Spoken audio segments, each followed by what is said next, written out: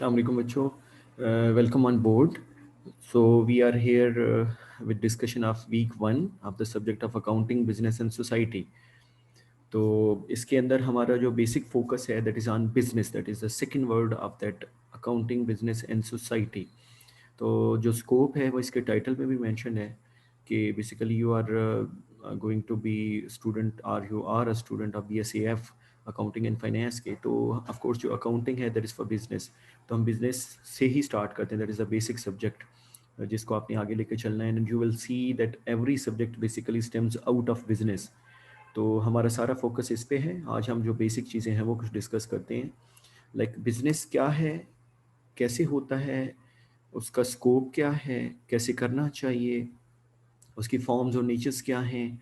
ये सारा कुछ हम इंशाल्लाह इसके अंदर डिस्कस करेंगे. और विद इन बिजनेस क्या होता है वो भी, क्योंकि ये बेसिक सब्जेक्ट है, इससे सारे सब्जेक्ट्स आगे इमर्ज होंगे आपके. तो तकरीबन इसका जो कंप्लीट स्कोप है that would be part of our discussion. तो ये सारे लोग आपके सामने मौजूद हैं. इनकी एक लिस्ट है, दो it is not updated list, क्योंकि रीसेंट पास में एक चेंजेस आई हैं और वो रीसेंट पास की चेंजेस के मुताबिक जो वर्ल्ड नंबर 2 आपको यहाँ नज़र आ रहा है, Bill Gates, he is no more the second richest person. इससे पहले ये कुछ मंथ्स पहले आई थी नंबर 4 जो है बर्नार्ड अर्नोल्ड, फ्रेंच बिजनेसमैन, वो सेकंड नंबर पे आ चुका था. And Bill Gates was at number 3. अब इंटरेस्टिंगली कुछ a week before or more than a week before, Elon Musk जो टेस्ला, स्पेसएक्स और द बोरिंग कंपनी का बोर्ड ऑफ डायरेक्टर्स में शामिल है, he has become the richest person, second richest person other. Jeff Bezos is still number 1 जो दुनिया का richest person है, अमेजोन का मालिक है. अगर हम एलन मस्क को ले लें, नंबर 2 पे आ चुका है. टेस्ला, उसके अंदर उसके शेयर्स हैं. देन हम तीसरे नंबर पर बर्नार्ड आर्नोल्ड को, बिल गेट्स को, इनको ले लें. तो इंटरेस्टिंगली इन सब में एक चीज़ जो कॉमन है ना, ये जो 10 लोग आपको नज़र आ रहे हैं, दीज ऑल आर बिजनेसमैन. तो they are doing business basically. Because of the businesses they are the richest person in the world. तो कोई किंग नहीं है रिचेस्ट, कोई जॉब वाला बंदा रिचेस्ट नहीं है. तो this is a value of business in this world. तो that is why you should know कि it is the thing, it is the, you can say the practice, ठीक है, that can make you realise your dreams. ये पाकिस्तान के richest लोग हैं. Number 1 Shahid Khan है जो ब्लैक ग्लासेस में लेफ्ट टू राइट हम मूव कर रहे हैं. मियां मंशा साहब हैं, आसिफ अली जरदारी साहब हैं, बेस्ट वे ग्रुप के ओनर हैं, मियां नवाज शरीफ साहब हैं, मलिक रियाज हैं, सदरुद्दीन हाशवानी है. ये जितने भी लोग हैं, ये these all are interestingly businessman. और ये पाकिस्तान के टॉप 10 रिचेस्ट पर्सन हैं. ठीक है, नन ऑफ देम, दो इनमें से पॉलिटिशियंस हैं और वो गवर्नमेंट में भी रहे हैं. They are not richest because of their government, rather because of their business. तब ये चीज़ क्या है, again what the value of business है कि these are the richest persons. Of course हम अगर देखें इन सब में मेल है, ये सारे मेल हैं, लेकिन there are certain females, those are successful businessman in the world. हम कुछ पाकिस्तानियों की एग्जांपल लेते हैं. ये 4 लोग हैं, इनमें से माइट भी आपको चेहरा रिकॉग्नाइज करते हो. ठीक है, आपको लेफ्ट से देखें अपर पोर्शन से, तो she is Roshan Zafar, Kashf foundation की owner. Then we have Sidra Qasim, ठीक है, मारखोर ब्रांड है इनका शूज़ का, बहुत ही अच्छे शूज़ बनवाती हैं पाकिस्तान में, हैंडमेड, और एक्सपोर्ट करती हैं. उनके नीचे आपको 2 लेडीज़ नज़र आ रही हैं, these are Sana and Safina. Then we have Musarrat Misbah.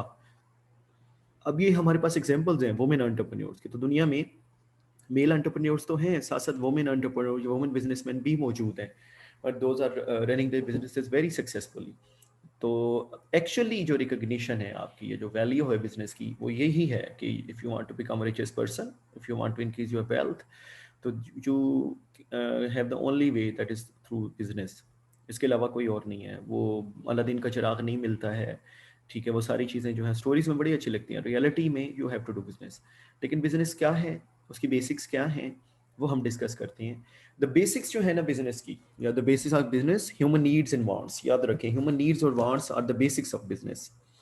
अब नीड्स क्या होती हैं और वांट्स क्या होती हैं, आपके सामने लिखा हुआ है कि ह्यूमंस लिव फॉर और with needs and wants.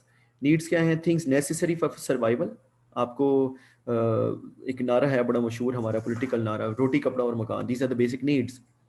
Wants होती हैं things one desire to buy. एक इंसान जो चाहता है ना कि वो बाय करना, कुछ खरीदना चाहता है, वो कुछ करना चाहता है, ये उसकी वांट्स होती हैं. जिस तरह क्रिएट, आगे छोटा सा टास्क है, ये आप लोग परफॉर्म कीजिएगा ज़रूर, then you will be with me in the lectures. Create a list of needs and wants at least 5 each, ये आपने करना है। अपनी नीड्स लिखनी है 5, जिस तरह आपको घर चाहिए, आपको जो है वो रोटी चाहिए, आपको एजुकेशन चाहिए, आपको हेल्थ फैसिलिटी चाहिए, वो सब नीड्स हैं आपकी। वांट्स लिखें अपनी।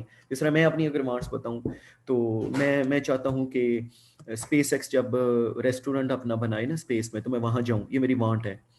ठीक है, और मैं मेरी वांट ये है कि मैं नासा का जो प्लांट है वो उसको विजिट करूं। ठीक है, मेरी मेरी वांट ये है कि मैं जो है एरोप्लेन जो जिस तरह दुनिया के जो फास्टेस्ट जेट्स हैं उनमें ट्रेवल करूं। अब ये मेरी वांट्स हैं 3। बट क्वेश्चन इज दैट कि क्या मैं इनको फुलफिल कर सकता हूँ? क्या मेरे पास इनफ रिसोर्सेज हैं कि मैं इनको फुलफिल करूं? जिस तरह मैंने अभी अपने एक ड्रीम बताया ना कि स्पेस एक्स जब स्पेस में जाए और स्पेस पे अपना वो स्पेस टूरिज्म लॉन्च करें और अपना रेस्टोरेंट स्पेस में बनाएं, तो I want to be the ones हो जो पहले वहां जाते हैं। लेकिन उसके लिए बड़े पैसे चाहिए। जापानीज एक इन्वेस्टर है, उस बंदे ने अपनी 3 बिलियन यूएस डॉलर्स की जो बिजनेस था वो सेल किया है। ठीक है, एक पोर्शन जो है अपना बिजनेस का, और he invested that money in SpaceX. और ही मेड अ सेटलमेंट कि अगर आप भेजेंगे तो I would be the first one to go over there. ठीक है, तो आप देखें ये उसको कितनी बड़ी कॉस्ट देनी पड़ी है सिर्फ इस चीज के लिए कि he wants to fulfil, he actually desires to fulfil his wants.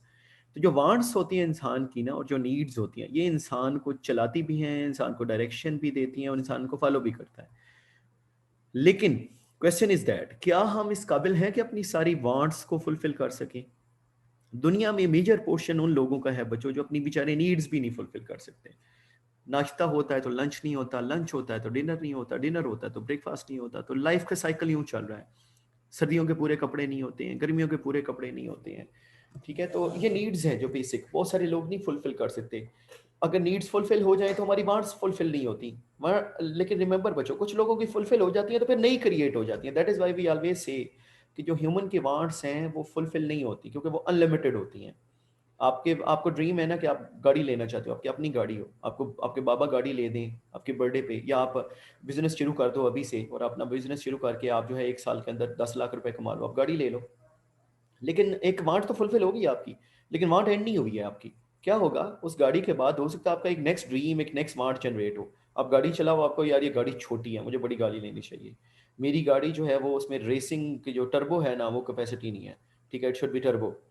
ठीक है, या it should be all wheel drive. ठीक है, ये अब आप एक और वांट ऐड कर रहे हो ना, एक वांट फुलफिल हुई है कि नहीं, वांट ऐड कर लिया आपने। ये चीज़ क्या है आपके लिए? ये अनलिमिटेड वांट्स को जनरेट करती है। ठीक है, तो we call it the situation of economic problem, जब हमारे पास अनलिमिटेड वांट्स होती हैं बट लिमिटेड रिसोर्सेज होते हैं। तो ये तो एक नेचुरल फिनोमिना है ना कि हम जो है हमारे पास लिमिटेड रिसोर्सेज हैं हर बंदे के पास, लेकिन उसकी वांट्स अनलिमिटेड हैं। तो वांट्स अनलिमिटेड होने की वजह से क्या है, वो फुलफिल नहीं होती हैं हमारी। ठीक है, अब बेसिकली इनको हम अगर सेग्रीगेट करें, वांट्स तो हमें क्लियर हो गया ना कि क्या चीज़ें हैं हमारी, जो हम डिज़ायर करते हैं, जो हम विश करते हैं, जो हम चाहते हैं, वो हमारी वांट्स हैं। वो हमेशा अनलिमिटेड होंगी। एक फुलफिल होगी तो नई जनरेट हो जाएगी, वो फुलफिल होगी तो हो सकता है उससे बड़ी जनरेट हो जाए। And we keep on generating wants till the last breath of ours. After that we have the limited resources. अब लिमिटेड रिसोर्सेज क्या हैं? हम तो क्योंकि बिजनेस को डोमेन में स्टडी करना चाह रहे हैं ना, हम सोशल सोशल साइंसेस को तो नहीं ना डिस्कस कर रहे। लेकिन ऑफ कोर्स जो सोसाइटी है उससे सेपरेट बिजनेस नहीं हो सकता। तो that is why we started with the human beings, इनकी वांट्स और उनकी नीड्स। अच्छा, अब जो लिमिटेड रिसोर्सेज हैं हमारे पास, तो नेचर के जो कुछ गिवन रिसोर्सेज हैं हमारे पास वो 4 हैं। We call them the factors of production. There are 4 factors of production. यहाँ पे आपको जो है उसी इकोनॉमिक प्रॉब्लम की थोड़ी सी एलेबोरेशन नजर आ रही है। We started with the economic problem and we ended with the factors of production. तो इकोनॉमिक प्रॉब्लम क्या है? It is situation of unlimited wants with limited resources. Now economics deals with limited resources and unlimited wants. जो हमारे economics का subject है, आप लोग economics के बेसिक्स पढ़ रहे हैं, तो I was going through from your book जो आपको आपके टीचर ने शेयर की है।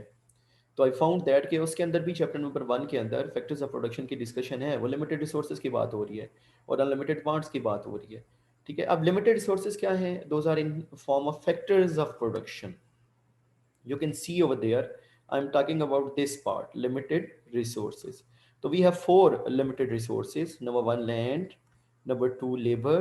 Number 3, capital. And number 4, entrepreneurship या enterprise, या आपकी इकोनॉमिक्स की बुक में लिखा हुआ था entrepreneurial abilities। ठीक है, तो आपके पास सबसे पहले लैंड है। लैंड क्या है? Natural resources provided by nature. आपको जो भी नेचुरल रिसोर्सेज मिले हैं, पाकिस्तान के अंदर जितने नेचुरल रिसोर्सेज हैं वो लैंड है, पहाड़ हैं आपके पास सहराएं हैं, समंदर है, ज़मीन है, ठीक है, ये नेचुरल रिसोर्स, ये लैंड कहलाएगा, ये सारे के सारे लैंड कहलाएंगे। देन इसके अंदर क्या है, नीचे कितने मिनरल्स छुपे हुए हैं, कितने रिसोर्सेज नेचुरल छुपे हुए हैं, कितना ज़ेरे ज़मीन पानी है, कितने ज़ेरे ज़मीन एसिड्स हैं, कितना ऑयल है नीचे, कितनी गैस है, ये सारे का सारा लैंड है हमारा।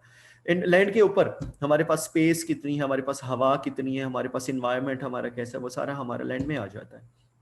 लेबर है, देन ह्यूमन रिसोर्स कितना, पीपल कितने हैं, number of people available to produce goods and services, जो यानी जो बिजनेस में हमने गुड्स एंड सर्विसेज प्रोड्यूस करनी है उसके लिए कितने लोग मौजूद हैं, वो लेबर है। कैपिटल है, कैपिटल से मुराद बच्चों वो चीज़ें होती हैं जो बेसिकली इन्वेस्ट करते हैं ना हम लोग किसी चीज़ के लिए, वो पैसे की शक्ल में हो सकता है, वो मशीनरी की शक्ल में हो सकता है, इक्विपमेंट की शक्ल में हो सकता है। अब जब हमने लैंड में मौजूद नेचुरल रिसोर्स हैं, जिस तरह आप लैंड के अंदर ज़मीन में ऑयल मौजूद है, तो ऑयल लैंड कहलाएगा, उसको निकालने के लिए जो लोग इस्तेमाल होंगे वो लेबर कहलाएगी, जो मशीन हम लगाएंगे उसको निकालने के लिए, जो मशीनरी, जो रिफाइनरी हम लगाएंगे ऑयल को रिफाइन करने के लिए, वो सारा हमारा क्या कहलाएगा, कैपिटल कहलाएगा। ठीक है, इसी तरह हमारे पास सपोज रेकोडेक के अंदर सोना है, वो आपने बड़ा स्कैंडल भी सुना होगा कि 6 अरब डॉलर के करीब पाकिस्तान को फाइन हुआ है क्योंकि पाकिस्तान ने एग्रीमेंट जो है वो फुलफिल नहीं किया था। अब वो एग्रीमेंट फुलफिल ना होने की वजह से वो जो रेकोडिक में सोना है, वो सोना लैंड है, नेचुरल रिसोर्स है ना, उस पर जो ह्यूमन रिसोर्स हमारे पास लगनी है, जो लोगों ने काम करना है, वो लेबर है, जो मशीनरी, जो इक्विपमेंट, जो पैसा हमने उस पर लगाना है निकालने के लिए, वो हमारा कैपिटल है। अब लास्ट थिंग इज एंटरप्रेन्योरशिप या एंटरप्राइज। ठीक है, तो एंटरप्रेन्योरशिप क्या है, ये रिस्क टेकिंग एबिलिटी और skills of the person who utilises all other factors of production, ये चीज है। ठीक है, कि हमारे पास क्या ऊपर चार वाले जो तीन सॉरी फैक्टर्स ऑफ प्रोडक्शन है, लैंड, लेबर, कैपिटल, क्या उनको इस्तेमाल करने की कैपेबिलिटी है। जाहिर बात है उनको जब हम इस्तेमाल करेंगे तो we would be taking risk of their utilisation. ठीक है, हम इन्वेस्ट कर रहे होंगे तो रिस्क ले रहे होंगे, हम लेबर इस्तेमाल कर रहे होंगे तो रिस्क ले रहे होंगे, हम लैंड का इस्तेमाल कर रहे होंगे तो रिस्क ले रहे होंगे। तो वो जो रिस्क लेने की हमारी एबिलिटी है ना, कि हम कैसा रिस्क लेते हैं, कैलकुलेटेड लेते हैं या कैलकुलेटेड नहीं लेते, किस तरह का रिस्क हम लेते हैं, वो हमारी एंटरप्रेन्योरियल एबिलिटी या एंटरप्रेन्योरशिप कहलाती है। ये चौथा फैक्टर ऑफ प्रोडक्शन है। अब जिस तरह देखें, अक्सर वो टीवी पे भी डिबेट चल रही होती है कि पाकिस्तान के पास नॉलेज नहीं है, हमारे पास एबिलिटीज़ नहीं है सोना निकालने के लिए, इसलिए हम बाहर की कंपनीज की तरफ जाना पड़ता है। अब जब हम बाहर की कंपनीज की तरफ जा रहे हैं तो उसका मतलब हमारे पास लैंड मौजूद है, हो सकता है हमारे पास लोग भी मौजूद हो सकता है पैसा भी मौजूद हो, लेकिन वो स्किल ना हो, उसको निकालना कैसे, वो जो स्किल की कमी है वो एंटरप्रेन्योरशिप है हमारी। तो these are 4 factors of production बच्चों, ये चारों मिलते हैं तो हमारे जो है वो प्रोडक्शन रिसोर्सेज कहलाते हैं ये। और दीज आर अगेन लिमिटेड, सब लोगों के पास ये सारी चीजें नहीं होती हैं। दुनिया में ऐसा कोई मुल्क नहीं है जिसके पास ये सारी चीजें हैं। अगर ये सारी चीजें होती तो कहीं भी इंसान एक जगह से दूसरी जगह ना जाते, जंगें ना होती, रिसोर्सेज की वार्स ना होती। ठीक है, तो ये सारी की सारी बेसिकली क्या है, ये फैक्टर्स ऑफ प्रोडक्शन है, और ये चारों मिले तो आपकी प्रोडक्शन कैपेसिटीज जो है वो डिटरमिन होती हैं। लास्ट पॉइंट है, as the resources are limited and wants are unlimited, the issue of scarcity arises. Scarcity, किल्लत जिसे कहते हैं हम उर्दू जबान के अंदर, वो अराइज होती है, ठीक है, because of limited resources and unlimited wants. अब व्हाट इज स्कार्सिटी, उसको हम पढ़ने के लिए नेक्स्ट स्लाइड पे जाते हैं। ओके, तो यहाँ पे आपको स्कार्सिटी भी एक्सप्लेन हो रही है, ठीक है, और साथ साथ आपको एक नया कॉन्सेप्ट भी एक्सप्लेन हो रहा है, दैट इज अपॉर्चुनिटी कास्ट। अगर आप फ्लो देखें जो हमने अभी बात की है, ये उसी चीज को हमने एक डायग्रामेटिक फॉर्म में रिप्रेजेंट कर दिया है कि we have limited resources, those are land, labour, capital and enterprise या entrepreneurship. It creates economic problems. Economic problems क्या है कि we have unlimited wants but we have limited resources.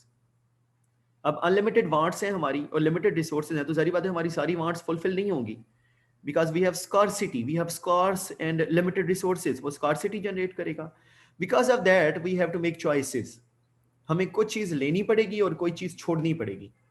जिस तरह देखें, आपको 10 लाख रुपए, हमने पहले एग्जांपल ली थी कि आपको अब मेहनत करते हो 10 लाख रुपए कमा लेते हो और आप अपनी पहली गाड़ी लेना चाह रहे हो, तो आपकी एक वांट फुलफिल हो जाएगी। अब जब गाड़ी लेने जाओगे तो आपके पास देखें हो सकता है 12 लाख की गाड़ी पसंद आ जाए, 15 लाख की गाड़ी पसंद आ जाए, 20 लाख की गाड़ी पसंद आ जाए, लेकिन आपके पास तो 10 लाख है ना। You have to restrict yourself. तो फिर आप 10 लाख की ही गाड़ी चॉइस करोगे ना, आप 10 लाख की ज्यादा की नहीं कर सकते। या हो सकता है आपको एक ही तरह की 3 गाड़ियां 4 गाड़ियां पसंद आ जाए, you have to make a choice out of that. एक गाड़ी आपको 9 लाख में मिल रही है, उसी मॉडल में उसी तरह की गाड़ी एक 10 में मिल रही है, एक 11 में मिल रही है, एक 11.5 में मिल रही है। 11.5 वाली आपको पसंद हो सकता है सबसे ज्यादा आएगी, क्योंकि वो अगर महंगी है तो वो क्वालिटी में भी बेटर होगी, ठीक है, उसकी हो सकता माइलेज भी अच्छी हो, मैकेनिकली ज्यादा अच्छी हो, बॉडी वाइज ज्यादा अच्छी हो, कलर ज्यादा अच्छा हो, फीचर्स उसके ज्यादा बेटर हो, मुमकिन है। लेकिन आपके पास तो 10 लाख है, पसंद 11.5 वाली आ गई है, मजबूरी है। अब आपने 9 वाली तो आप नहीं लेंगे, क्योंकि वो आपके बजट से कम किया, आपके पास 10 लाख है जो सही, 11.5 वाली आप ले नहीं सकते, 11 वाली आप ले नहीं सकते, तो फिर आप 10 पे इक्तफा करेंगे। तो आपने 3 चॉइसेस छोड़ी हैं एक चॉइस के लिए, ठीक है, तो ये चॉइसेस कहलाती है हमारी। अच्छा, अब होता क्या है, जो चॉइस हम कर रहे हैं एक, उसके साथ हम 3 चॉइसेस छोड़ भी तो रहे हैं ना गाड़ियों की। जो चॉइस हम छोड़ देते हैं उसे हम कहते हैं अपॉर्चुनिटी कास्ट, ठीक है। जो लास्ट हमारा आपको कॉन्सेप्ट नजर आ रहा होगा यहाँ पे, मैं इसको मार्क भी कर देता हूँ, जैसे ये देखें, दिस इज अपॉर्चुनिटी कास्ट। तो अपॉर्चुनिटी कास्ट क्या है? The option 1 4 goes to get other. हमने अभी बात किया कि हमारे पास 10 लाख रुपए हैं, वो हमारे पास लिमिटेड रिसोर्सेज हैं, वांट है हमारी कि हमने गाड़ी लेनी है। अब बाजार ये लग रहा है कि 10 लाख की गाड़ी आ जाएगी, लेकिन जब हम मार्केट में जाते हैं तो वी सी दैट के रिसोर्सेज आर स्कार्स। 10 लाख की तो बड़ी अच्छी गाड़ी नहीं मिल सकती हमें। हमें 4 गाड़ियां नजर आई हैं, हमने उन 4 में से पसंद की हैं कि ठीक है यार, ये वाला मॉडल ही ठीक है, ये अच्छी गाड़ी है, मार्केट रिप्यूट भी इसकी अच्छी है, यही ले लेता हूँ। तो आपको 4 गाड़ियां पसंद आई हैं, किसी के फीचर कुछ होंगे, किसी के कुछ होंगे, कोई अच्छी क्वालिटी में होगी, कोई बुरी क्वालिटी में होगी, कोई अच्छी कंडीशन में होगी, कोई बुरी में होगी। तो आप उनमें से जो बेस्ट चॉइस करोगे, ठीक है, हो सकता है आपको 11.5 वाली जो पसंद आई है, 11 वाली एक है, एक 10 वाली है, एक 9 9.5 वाली है, तो 9.5 वाली तो आप लोगे ही नहीं ना, हमने ये बात की है। आप क्योंकि आपके पास 10 लाख हैं तो आप 10 लाख वाली पे कम से कम जाओगे, वो तो ऑप्शन ही निकल गया। आपके पास फिर 11.5 वाली बची, 11 वाली बची, वो 10 वाली बची। तो आप जो है वो 11.5 वाली बहुत पसंद आ रही है, उसके फीचर बड़े अच्छे हैं, ठीक है। मुमकिन है कि आप 10 लाख के साथ लाख रुपए दोस्त से कर्जा ले लो, 1.5 लाख, और 11.5 वालों को कोशिश करो 11 पे लाने की, वो नहीं आ रहा, 11.25 पे आ रहा है, आप 25,000 और लोन लोगे, ठीक है, और 25,000 लोन लेके आप हो सकता है यहाँ पे आपने वो गाड़ी 11.25 वाली खरीद ली, या आपने कहा लोन नहीं लेना, मैंने 10 की खरीदनी है। In both the cases, suppose आपने लोन लिया है तो अगेन प्रूव्ड कि आपके पास अनलिमिटेड रिसोर्सेज हैं, आपके वांट्स अनलिमिटेड है, एंड आपने मजीद अपने ऊपर कर्जा चढ़ाया है अपने रिसोर्सेज को इकट्ठा करने के लिए, ठीक है। अब ये चीज क्या है, आपने चॉइस की है। अगर आपने 11.25 की वो 11.5 वाली गाड़ी ले ली है, तो आपने 3 गाड़ियां छोड़ी भी तो है ना। जो गाड़ियां आपने छोड़ी हैं वो आपकी अपॉर्चुनिटी कास्ट है, और ये हमेशा हमारे साथ होता है। हम मार्केट में शॉपिंग करने जाते हैं, हमने अपर परचेज करना होता है, हमने एक अपर के पैसे होते हैं, हमने कहा यार 4,000 का 5,000 का अपर आना है, एक विंटर है, तो आपको 3 पसंद आएंगे, हो सकता है 4 पसंद आए, लेकिन लेना आपने एक ही है उनमें से। जब आप एक ले रहे हैं, अच्छा सा अपर आप लेना चाह रहे हो और थोड़ा सा एक्सपेंसिव भी है, रिसोर्सेज एक ही हैं आपके पास, वो जो अपर आपने छोड़ दिए नहीं लिए, वो अपॉर्चुनिटी कास्ट है। हो सकता है आपने पंजाब यूनिवर्सिटी में एक से ज्यादा डिपार्टमेंट्स में अप्लाई किया हो, एडमिशन भी हो सकता है 2 से 3 डिपार्टमेंट्स में आपका हो चुका हो, लेकिन आपने सब में एडमिशन नहीं लिया, आपने एक में एडमिशन लिया, बाकी छोड़ दिए हैं। जो छोड़ दिए हैं वो आपकी अपॉर्चुनिटी कास्ट है, because you have to make choices, because you have limited resources, ठीक है। That is why we an issue of opportunity cost and scarcity and choices arises when we have limited resources. I hope so आप लोग को इसकी समझ आ गई होगी। हम आगे मूव करते हैं। अच्छा, अब जो लिमिटेड रिसोर्सेज हैं हमारे पास, उनको यूटिलाइज करने का हमारे पास जो वन वे और one of the best ways is through specialisation. तो स्पेशलाइजेशन क्या है? It is as the resources available are limited, the best utilization of those is the only available option, which is done through specialization. Now, what is specialization? Concentration on what one is the best at. आप उस काम पे concentrate करें जिसमें आप best हैं, जो आप सबसे अच्छा कर सकते हैं, आप वो वाला काम करें, तो वो स्पेशलाइजेशन कहलाती है। अब उससे फायदा क्या होता है? उससे रिसोर्सेज बचते हैं आपके। जिस तरह आपको लगता है कि आप जो है वो मशीन अच्छी चला लेते हो, मशीनों में आपको इंटरेस्ट ज्यादा है, तो आप कम वक्त में मशीनों को सीख जाओगे चलाना, क्योंकि आपको इंटरेस्ट है उसमें। आपको इंटरेस्ट है मेडिसिन में, तो आप कम वक्त में मेडिसिन को सीख जाओगे। तो आपको पैसे भी कम लगाने पड़ेंगे, आपको एनर्जी भी कम लगानी पड़ेगी, because you are better at that, ठीक है। तो ये स्पेशलाइजेशन है आपकी। तो जिस तरह आप देखें ना, एक लकड़ी का काम करने वाला, लकड़ी अगर उसको दे दें और एक आम बंदे को लकड़ी पे काम करने के लिए दे दें, तो आप खुद इमेजिन कर सकते हैं कौन जो है वो लकड़ी को ज़ाया ज्यादा करेगा, कौन लकड़ी को कम ज़ाया करेगा, कौन लकड़ी से बेहतर चीज़ें बनाएगा और कौन जो है वो लेस वैल्यू की और लेस क्वालिटी की चीज़ें बनाएगा। तो जाहिर बात है, जब आप स्पेशलाइज्ड होंगे तो you will be better in your working, resources की वेस्टेज कम होगी, रिसोर्सेज की यूटिलाइजेशन बेहतर होगी, आउटपुट बढ़ जाएगी आपकी, ठीक है। तो ये बेनिफिट्स हैं स्पेशलाइजेशन के। आप देखिए आपकी सराउंडिंग में आपको स्पेशलाइजेशंस नजर आती हैं, आपको टीचर्स पढ़ाते हैं बेस्ड ऑन देयर स्पेशलाइजेशंस। आपको जो अकाउंटिंग की टीचर पढ़ा रहे हैं, ही और she has a specialisation, that is why he और she is teaching you accounting. आपको इकोनॉमिक्स पढ़ाने वाले इकोनॉमिक्स में स्पेशलाइज्ड हैं। आप चले जाते हैं मार्केट में, तो बिजनेस करने वाला जो है हर बिजनेस में स्पेशलाइज नहीं है। आप फ्रूट शॉप पे जाओ तो उस बंदे को फ्रूट की स्पेशलाइजेशन है। आप उससे पूछे ना कपड़ों के बारे में, उसे नहीं पता होगा। उससे जूतों के बारे में पूछे, नहीं पता होगा। बाटा की दुकान पे जाएं तो आपको सिर्फ बाटा की चीजें मिलेंगी, वहां आपको बाटा के कपड़े नहीं मिलेंगे, because it is specialisation, they are specialised at that. ठीक है। इस तरह डॉक्टर्स के पास जाएं, डॉक्टर स्पेशलाइज्ड होते हैं, ठीक है। उनकी स्पेशलिटी होती है। आंखों के डॉक्टर को आप अपनी हड्डी नहीं दिखा सकते कि मेरी हड्डी टूट गई है तो बताएं इसके बारे में क्या करना, खुदा ना खास्ता, ठीक है। या मुझे पेन हो रही है मसल्स में तो मैं उसका क्या करूं। तो he is not specialised at that. तो जब स्पेशलाइजेशन होती है बच्चों, तो we are in a better way to utilise the limited resources, ठीक है। उनकी वेस्टेज कम हो जाती है, एरर कम हो जाती है, आउटपुट बढ़ जाती है। ये कुछ बेनिफिट्स हैं स्पेशलाइजेशन के। अच्छा, अब specialisation could be at individual level, organisation level and national level. जिस तरह इंडिविजुअल हमने अभी बात की डॉक्टर की, डॉक्टर इंडिविजुअली एक्सपर्ट है, कारपेंटर इंडिविजुअली एक्सपर्ट है, प्लम्बर इंडिविजुअली एक्सपर्ट है, मोटर मैकेनिक इंडिविजुअली एक्सपर्ट है, उस्ताद इंडिविजुअली एक्सपर्ट है, एक मोबाइल ठीक करने वाला इंडिविजुअली स्पेशलाइज्ड है, ठीक है। ऑर्गेनाइजेशनल होता है जब एक ऑर्गेनाइजेशन स्पेशलाइज्ड होती है। जिस तरह Toyota is known for car manufacturing, ठीक है। तो वो गाड़ियों में एक्सपर्ट हैं। आप उनकी कारें ही देखेंगे, मैक्सिमम उसके आप देखेंगे तो टोयोटा की जो है वो 4 व्हील ड्राइव्स हैं या ऑल व्हील ड्राइव्स हैं, ठीक है। आपने टोयोटा के जहाज देखे हैं, या आपने टोयोटा की जो है वो बस देखी है कोई, ठीक है। हीनो इसके मुकाबले में बसों में एक्सपर्ट है तो वो बसें बनाती है। अब वाल्वो गाड़ी है, ठीक है, स्वीडिश कंपनी है, तो वाल्वो बसें भी बनाती है, वाल्वो कारें भी बनाती है। अब ये उनकी दोनों स्पेशलाइजेशंस हैं, ठीक है। ऑडी गाड़ी आपने सुना होगा, they are specialised for their own features. आपने फरारी सुना होगा, ठीक है। आपने रोल्स राइस सुना होगा। फरारी और रोल्स राइस भी ऑर्गेनाइजेशनल लेवल की स्पेशलाइजेशन है, और वो हैंडमेड गाड़ियों के एक्सपर्ट्स हैं। अब ये चीज सारा क्या है, ये सारी ऑर्गेनाइजेशनल लेवल की स्पेशलाइजेशन है। मैंने आपको एलन मस्क का नाम दिया था, टेस्ला का जो ओनर है। तो टेस्ला जो है it is known for electric cars. तो उस ऑर्गेनाइजेशन की स्पेशलिटी है इलेक्ट्रिक कार्स बनाना। तो अगर एक ऑर्गेनाइजेशन किसी चीज में स्पेशलाइज्ड हो जाती है तो उसे हम कहते हैं ऑर्गेनाइजेशनल लेवल स्पेशलाइजेशन। आप में से अगर कोई लाहौर का रहने वाला या लाहौर विजिट किया तो यहाँ पीआईसी है, पंजाब इंस्टीट्यूट ऑफ कार्डियोलॉजी। तो वो पूरे जो हॉस्पिटल है it is specialised in cardiology, ठीक है। आप वहाँ हड्डियों का इलाज करवाने, आंखों का इलाज करवाने नहीं जाएंगे। शौकत खाना में स्पेशलाइज्ड इन कैंसर ट्रीटमेंट। तो जितनी भी कैंसर की डिजीज है वो कहीं भी है वो उसका इलाज करते हैं। ये ऑर्गेनाइजेशनल लेवल स्पेशलाइजेशन है, ठीक है। देन उसके बाद नेशनल लेवल स्पेशलाइजेशन है। Some nations are also specialise, country की अगर कोई स्पेशलाइजेशन है तो। जिस तरह आप देखें, Japanese are known for electronics, German are known for machinery and technology. अभी उन मुल्कों की स्पेशलाइजेशन है, वो उनमें एक्सपर्ट्स हैं, ठीक है। आप सऊदी अरब की बात करें, यूएई की बात करें, ये लोग सारे एक्सपर्ट्स हैं तेल की बिजनेस के अंदर।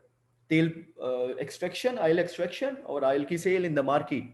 तो ये उनके नेशनल लेवल की स्पेशलाइजेशन है। उनके मुकाबले में कोई मुल्क भी नहीं है जो तेल निकाल सकता हो और बेच सकता हो, ठीक है। तो ये 3 लेवल की स्पेशलाइजेशन होती हैं। Then division of labour. अब वर्क प्लेस के ऊपर एक जो बड़ी कॉमनली यूज स्पेशलाइजेशन की फॉर्म है, that is division of labour. तो डिवीजन ऑफ लेबर में क्या होता है, हम लेबर को डिवाइड कर देते हैं, और लेबर को डिवाइड करके उनको स्पेशलाइज्ड टास्क्स देते हैं। जिस तरह आप देखें ना, एक ही गाड़ी बननी है अगर टोयोटा के प्लांट के ऊपर, तो एक ही बंदा पूरी गाड़ी नहीं बना रहा। आप कभी उनकी वीडियो देखें ना, असेंबली लाइन की वीडियो। असेंबली लाइन होती है वो जगह जहाँ पे कोई चीज़ प्रोड्यूस हो रही होती है। तो आप कभी टोयोटा की असेंबली लाइन की वीडियो देखें, तो उनके असेंबली लाइन के ऊपर एक बेल्ट लगा होता है जिसके ऊपर गाड़ी मूव कर रही होती है, जिसे हम कहते हैं मूविंग असेंबली लाइन। ये हेनरी फोर्ड ने इसका बेसिकली कॉन्सेप्ट दिया था अर्ली 20th सेंचुरी में, फोर्ड कारपोरेशन में। तो फिर लेटर ऑन सारी कंपनियों ने उसको अपने प्लांट्स के ऊपर इंप्लीमेंट कर लिया। तो उसमें क्या होता है, एक बंदा खड़ा है अपनी जगह पे, उसके बाद जिस तरह गाड़ी का सबसे पहले फ्रेम आता है, तो सबसे पहले फ्रेम आएगा उसके पास, ठीक है। वो उस फ्रेम पे जो काम करना है वो करेगा। नेक्स्ट काम होता है उस फ्रेम को पेंट करना। तो एक पेंट का बहुत बड़ा तालाब सा होता है, उसमें गाड़ी के पूरे फ्रेम को डुबो देते हैं, सर्टेन टाइम तक वहां रखते हैं, फिर उसको निकाल लेते हैं, ठीक है। अब ये उस बंदे का काम है जो पेंट कर रहा है। फिर तीसरे स्टेप पे वो गाड़ी जब पेंट हो जाती है तो फिर अगले बंदे के पास मूव कर जाती है। अब उस बंदे ने उसके अंदर इलेक्ट्रिक वायरिंग्स करनी है सारी की सारी, ठीक है। अब ये काम, ये तीसरा स्टेप है। अब यहाँ पे जो तीनों लोगों ने काम किया वो स्पेशलाइज्ड है। हमने काम को, लेबर फोर्स को डिवाइड कर दिया वेरियस टास्क के ऊपर, ठीक है। ये डिवीजन ऑफ लेबर है। ये रेस्टोरेंट्स में भी होती है। आप छोटे से रेस्टोरेंट पे जाएंगे ना, एक ढाबे पे आप चले जाते हैं जो जीटी रोड के ऊपर है या मोटरवे के ऊपर है, तो वहां एक बंदा चाय पका रहा होगा, बना रहा है चाय, दूध डाल रहा है, पत्ती डाल रहा है, चीनी डाल रहा है, चाय बना रहा है, चाय बना रहा है, ये उसकी स्पेशलाइजेशन है।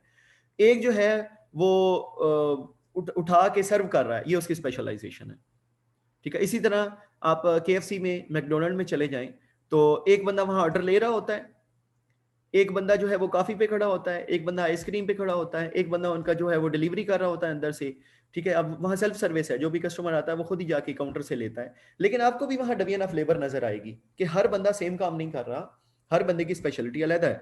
बैंक ब्रांच में चले जाएं तो हर बंदा सेम काम नहीं कर रहा, अलग काम कर रहे हैं। चेक डिपॉजिट एक जगह पे होता है, चेक विड्रॉल एक जगह पे होता है, कैश जमा करवाना है तो एक जगह पे होगा, ठीक है। एक जगह पे बिल जमा हो रहा होगा आपका, अगेन वहां पे डिवीजन ऑफ लेबर की हुई है उन्होंने, ये स्पेशलाइजेशन है।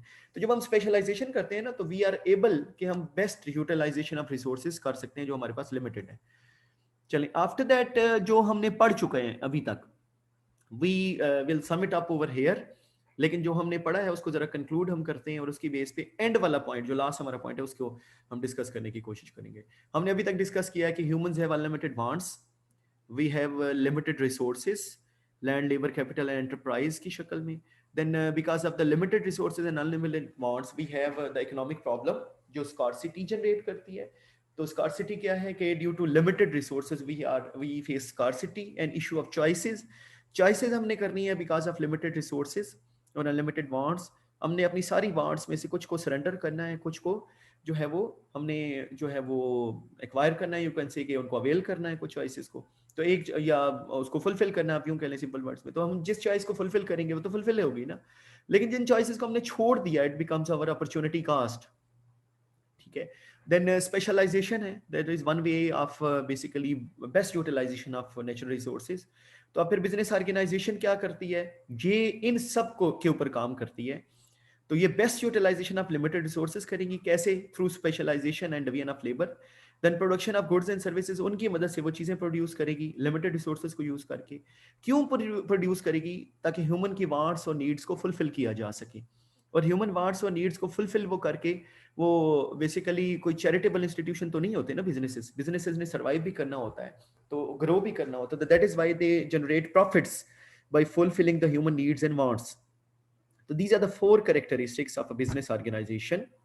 Best utilization of resources क्यों करते हैं, to produce goods and services. वो क्यों प्रोड्यूस की जाती हैं, ताकि ह्यूमन नीड्स एंड वांट्स को फुलफिल किया जाए, और ह्यूमन नीड्स एंड वांट्स को वो फुलफिल करेंगे to make money through profits. तो इन चारों को हम कंबाइन करें तो we would be able enough to generate a good definition of a business. तो this is your task, you have to generate a definition of business. तो we will start with value creation in the next lecture inshallah. तो I will share the slides along with the video lecture. तो see ya guys next class में। Thank you so much. If you have any question, तो जो हमारा session होगा जिसमें हम इस वीडियो को देखने के बाद, तो उसमें हम क्वेश्चन डिस्कस करेंगे, आपके जो भी क्वेश्चन होंगे उसके आंसर्स होंगे। थैंक यू सो मच बच्चों, stay blessed, may Allah keep you safe and sound. अल्लाह हाफिज़।